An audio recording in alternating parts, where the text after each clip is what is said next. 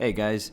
Alright, so a lot of people have been asking me how to make a personal website like a blog, forum, or just a resume site. I've been promising them that I would make a condensed tutorial video that has everything in one place, so here goes nothing. This is the quickest, most complete WordPress website creation tutorial that ever existed. Alright, so before we get started with this tutorial, I wanted to give you guys a glimpse of what we're going to be creating today. Obviously, I made this after the tutorial, but I mean, it's just a blog for now, but you know, it's got a real nice featured image and a nice menu up top. When we scroll, the menu bar pops up there. It's a pretty professional looking website for something that I created in about 25 minutes or so, and you know, going into a post, it looks good. You know, we have our sidebar and everything else. So this is what we're going to be looking to create today. Just a warning, this is going to be a really fast tutorial, hence the name, right? But that means that if you're trying to follow along, I really suggest that you pause it as I'm doing things, and then you can go ahead and do it yourself. But there's no way you'll be able to keep up with me if you're just watching it for the first time. With that being said, let's go ahead and jump in. I've done my research and I've found all of the best prices for everything that I'm going to be recommending. I'll be labeling and listing the links in the description below. If you don't use the links, don't come crying to me if your prices aren't great. I'm going to start by assuming that you already know what you're trying to create, just not how to do it. Remember that this is the crash course version of the tutorial. I will not be explaining why I am doing things, just how to do it. This video is aimed at people that don't really care why things are happening, they just want to get it done. Step 1. Purchase your domain name and hosting.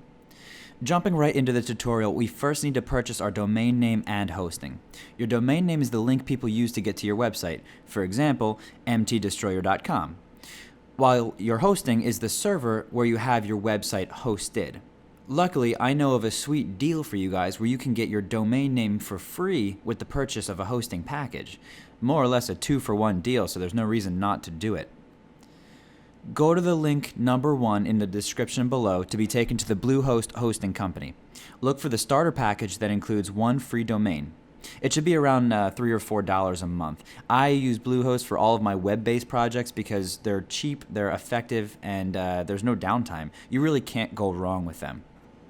If for whatever reason you go to the link below and you don't see this offer here with probably around $3.50, the pricing fluctuates, but you should see it between like $3 and $4 and a free domain here. If you don't see that offer, go to products and then go to shared hosting, and you should see it there as long as you go through that link. It shouldn't be a problem, and then just go ahead and select that. Alright, after choosing our hosting package, the first thing we have to do is decide if we're signing up for a new domain or if we're using an existing one. So, like we said, this package comes with a free domain. So unless you already have a domain name that you've signed up for at another site, you're going to go ahead and put your new domain name that you want in this box here. Once you have it, it should tell you if it's available, and when you're done, go ahead and click Next.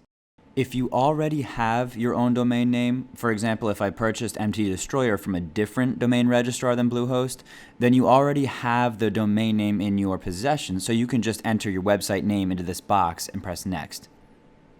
Something that I want to make you aware of that might factor into your decision is that Bluehost does charge 99 cents a month for domain privacy. That's very important to have, otherwise your information is out on the internet. If you don't want to pay that $12 or you're just trying to think business savvy, you might want to take a look at Hover and register your domain through them. It's about $11, but it includes free privacy. So in a year, when you have to renew your domain, you're only paying $12, not the $20 that Bluehost is going to have you pay. It's your call. It's not that much difference in price, but it might be worth it. So give it some thought. The link's right here. It's going to be linked to in the description below. Anyway, I'm going to go ahead and put my domain name that I want into this box. It's going to be MTDestroyer WP for WordPress, and then I'm going to click Next. After the page loads, you should see this that says, "Congratulations, the domain you requested is available." If you don't see that, it's going to give you an error that says that that domain name already exists. Obviously, you're going to have to go back and try again. Alright, so at the top here is account information. This is the stuff that you normally fill out when you make a purchase. So first name, last name, all that good stuff. Right here is package information. What you can note is that the account plan they have you set for is the basic 36-month price. You can click there to change it if you don't want to pay for 3 years right now. Remember that you probably are going to want domain privacy protection so that people don't have your address and stuff if they look up who owns your website. It's 99 cents per month. It's probably worth doing. After you fill everything out, just go to the bottom, type in your credit card number and all that stuff, and then click that box and go ahead and press submit. After your purchase, we reach step 2, which is going to be installing WordPress from the control panel. So you've made your purchase. What next? Well, they gave us a nice congratulations page that has a couple of offers about some other stuff that we don't really care about. So just scroll to the bottom and click the no thanks button there. This takes us to a page where we can set our password for our new account. This is really important because it's, well, a password, so don't forget it. Just, click the button, go to the page, set your password, and click the submit button. And make sure you write it down somewhere so you don't lose it. After clicking continue, you're taken to your control panel. This control panel is where we're going to be installing WordPress from. And thanks to Bluehost, it's really, really simple. All we're going to do is scroll down and find the install WordPress with one click. We're going to click on that bad boy and just follow the instructions and install it. After clicking the install button, make sure it shows your website in the next page and just click next. We are now setting up our WordPress installation. You're going to want to put in your site name. You can always change this. Don't worry too much about it. Your admin username, however, cannot be easily changed, so I would make sure that's what you want it before you submit this. Your password, of course, can be changed. After you do this, go ahead and click the Install Now button. Now we wait for Bluehost to install WordPress. It shouldn't take too long, and when that bar gets filled at the top, we click View Our Credentials. Alright, scroll down to the bottom and click View, and now you'll be brought to a page that'll have all of your new information for your shiny new WordPress website. And just like that, we're all done installing. Now that we have our WordPress website installed, the remainder of this crash course will be a WordPress tutorial so that you guys can figure out how to make the things you want to make and do the things you want to do. Basically, I just want you to understand how to use WordPress and what everything does. Like I said in the beginning of the video, I'm only going over what you need to know to make a functioning website in the quickest time possible. I realized that the best way to do this would be to take you through the steps that I normally take when I am configuring a new website. For this reason, there's a ton of WordPress settings and tips that I'll be skimming over, but I plan on making a much more in-depth standalone WordPress tutorial soon that will help with everything else. For the time being, go to that admin login link that you received a second ago. It looks like yourwebsite.com/WP-admin. You should land on a page that looks exactly like this one. This is the standard WordPress login screen. Input your admin username and password that you just made and click on the login button. You'll be directed to a dashboard screen that shows various information about your site. Right from the start, let's take a look at what we're working with. To view the front end of the website, go to the top left corner of your screen, hover over your website name, and from the drop-down, click View Site. For reference, the front end refers to the part of your site that the viewer sees, while the back end refers to the part of the website that only the administrator can see. Now, I don't know about you, but that looks truly awful. We need to change this appearance as soon as possible because the default look is a little embarrassing. Go back to the back end of your website now. Before we change the appearance, it is very important to change the permalink structure for the website. That should be the first thing that you do always when making a new site. Hover over the Settings tab on the left and click on the permalink option. The permalink settings change the way that your website's posts and pages are displayed to your visitors in your URL bar. This needs to be changed before you have any content on your site, or it will break your site when updated. Any existing links won't work and it just becomes a mess. That's why we change it now and not later. When you get to this page, you'll see several options that you can choose from. The default permalink structure for WordPress is, in my opinion, just awful, as it puts the publish date of the post inside the URL. Just look how ugly that is. I almost always choose the post name option, as this simply takes the post or page title and puts it as the URL extension. Don't forget to click the Save button at the bottom of the screen. With this finished, let's change the appearance of the site. To do this, we need to change the theme, which can be done by going to the Appearance tab on the left side of the screen and clicking on the Themes option. When the page loads, we see all the installed WordPress themes on the site. Now, none of these are really doing it for me, so let's learn how to install a new one. Go to Add New in the upper left corner. This will take you to a nice database where you can select, preview, and install a theme. All the searchable themes here are free, but a good amount have a buyable premium version that includes more features or options. If you do go this free route, choose a theme and click on it. Then click on the Install button on the top left of the pop-up. Finally, click the Activate button after it's installed to set it as your active theme. Alright, let's take a look at that new theme. Go to the View Page button that I showed you before. Much better. It definitely needs some work and some content, but it's already looking better than that old theme. As a second option, if you don't mind paying money for your theme, I highly suggest picking up a theme from my theme shop. I'll include the link in the description below as link number 3. I only use my theme shop themes for my WordPress websites because of their amazingly high quality and their limitless customizability. Most themes don't have both of those things, so I can highly recommend at least looking at my theme shop's themes. I chose to use a theme called Moneyflow. It's my default theme for my personal websites or resume sites or just simple sites. To install a third-party theme, from the Themes page, you're going to go to Add New up in the top left. Once you're there, you're going to click Upload Theme. You can choose your file, which is going to be the zip file that you just purchased, and then go ahead and click Install Now.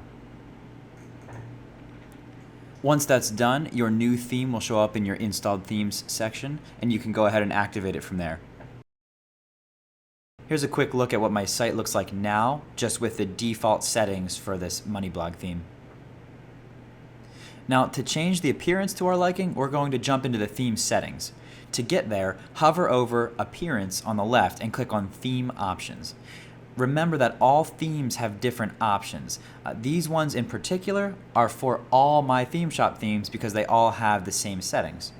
On this page, though, there are a ton of different options for your theme. Let's quickly run through some of the more important ones. The General Settings tab deals with setting your logo, the one that's displayed on your page, your favicon, which is displayed in your URL bar, and setting various theme-specific settings like your social media information. The Styling Options tab deals a lot with the layout and visual customizations that you can change for your site. It's very easy to adjust these settings to make your site match your brand or color scheme. The Homepage tab lets you set up the page that your visitors first see when they reach your website. In this case, you can set some additional layout options and select which posts you would like to set as featured content. The remainder of the tabs on this page allow you to change various other aspects of your site, but they're all pretty self-explanatory, so I'll let you figure them out on your own. Feel free to message me below if you get stuck on anything or if you just have any questions. Alright guys, now let's take another look at our site.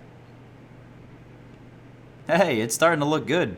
We definitely need some content though before we can tell if we really like the way it looks or not. To put some content on the site, we first have to define the differences between the types of content on WordPress, posts and pages. The easiest way to explain the difference between the two is that posts are included in your site's RSS feed while pages are not. What this means is that, especially for something like a blog, when you create content that you want your visitors to see, you should always make it as a post. This will ensure that anyone who has subscribed to your site's newsfeed will be notified of the new content. By comparison, the creation of a page will not notify subscribers. Examples of times that you would use a page over a post would be an About Me page, a Contact Us page, or really just about anything you would put on the menu bar on your site. The process of creating a page and a post is exactly the same, so I'll just show you one of the two. To create a post, hover over the Posts tab on the left-hand side of the back end and click on Add New. When you reach the post creation page, you will immediately notice the area where you can put in your title. The large empty area below it is where you can place the body of your post, with images and formatting included. You can add pictures to your posts by clicking on the Add Media button and dragging an image to your computer to the pop-up uploader.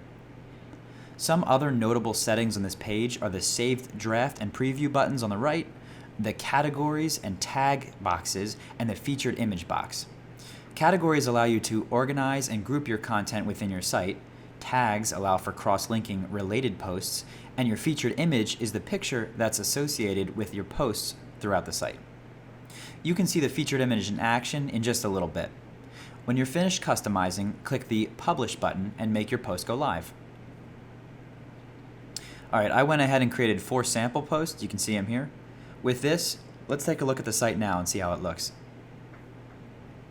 Alright, it's starting to look like a real site now.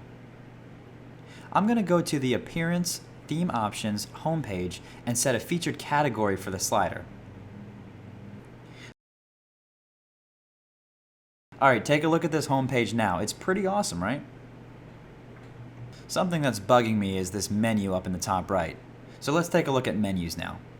To play with our menu, go to Appearance, Menus. You'll need to create a new menu by clicking on the Create a New Menu button. Once the page loads, you can select anything you want to include on this menu and just add it.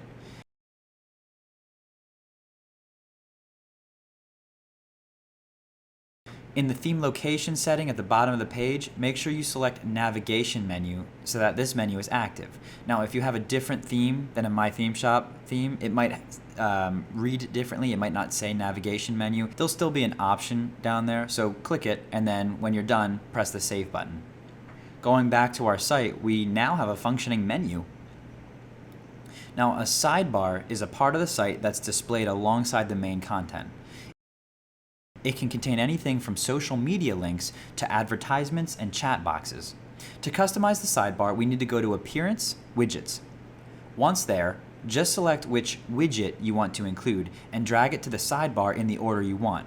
It'll now be displayed automatically on your site. Now, if you feel like WordPress doesn't have enough functionality for you, I agree. Luckily, there's a huge part of WordPress that I haven't even touched on yet, which are plugins. Plugins extend WordPress by providing you with extra functionality.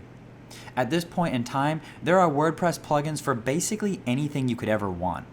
A good majority of these are free to use, but there are also a lot of premium plugins that you need to pay a little bit or maybe a lot of money to obtain. Plugins are installed exactly the same way that themes are, so go to the Plugins tab, click on Add New. You can use the default plugin browser of WordPress, and we already know how to install from here, right? Or you can click on the Upload plugin at the top of the screen to upload a third-party plugin that you downloaded or bought from somewhere. If you're wondering where to go to buy the best plugins, my recommendation would be to check out Code Canyon. That's where I purchase all of my best plugins, all of my favorite ones, and plus they come with lifetime updates, so it's really a no-brainer. I'll include the link to Code Canyon in the description below as link number 4. For the purposes of this tutorial, I'd like to show you how to configure a plugin once it's installed. So I'll install a popular forum plugin called BBPress. After installing BBPress, we need to activate it. After the plugin activates, you may notice some new tabs on the left. If you don't see anything new, check under the Settings tab. For BBPress, I'll go to the Forums tab and make a new forum. Just watch how I create it. BBPress has automatically created the forum page so we can immediately test it out. After you publish, go to the top of the page and click on the View Forum button. And you should see your brand new forum. It looks a little weird because there's no topics, so I'll create one to show you that it looks pretty decent without any customizations on our end. Of course, you can customize everything about the appearance of your site using more complex methods like coding and using CSS and HTML, but that's outside the scope of this tutorial. If that's of interest to you, I'll be making an advanced WordPress customizations tutorial in the near future, so make sure you're subscribed and check it out when I publish it. With the implementation of our forum done, you've reached the end of this tutorial. I hope that you can see the potential that WordPress has to offer, and I hope that this tutorial was able to help you learn more about how to customize and use the WordPress interface. Now that you know the basics of WordPress, I wish you the best of luck in making your own website. If you loved this video, show me by giving me a thumbs up and maybe subscribing to my channel. I have a lot of fun videos, not just boring ones like these tutorials. Give them a try, I think you'll find something that you enjoy. I'll be making plenty more tutorials, but let me know in the comments what you thought about this one. If you have any questions or concerns, just let me know and I'll try my best to help you out. In the meantime, check out some of my more fun content like my hilarious podcast, Clickbait, or my most recent countdown video, 8 Real Facts About Zombies that will help you stay alive. Or not. Either way, I'll see you guys next time.